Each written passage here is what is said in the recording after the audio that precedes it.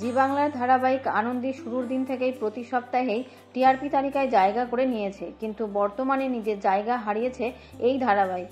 কিন্তু দর্শকের কাছে তাদের পছন্দের জুটি ঋত্বিক এবং অন্বেষা ফের ভালোবাসা কুড়োচ্ছে। ধারাবাহিকের চিকিৎসকের চরিত্রে ঋত্বিক এবং নার্সের চরিত্রে অন্বেষা।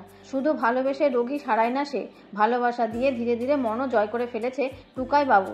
তাদের মাঝে নানান বাধা আসলেও একে অপরের পাশে থেকে কঠিন পরিস্থিতি মোকাবিলা করে। কিন্তু এবার পরিবারের সম্মান রক্ষা করতে মরিয়া আদি এবং আনন্দী। মা হওয়ার মিথ্যা নাটক করে আদির দাদাকে ফাঁসাতে চায় রুষা। এই ঘটনা পরিবারের সবাই বুঝতে না পারলেও চোখ এড়ায় না আনন্দীর। এইদিকে বাড়ির বউ হতে চায় রুষা।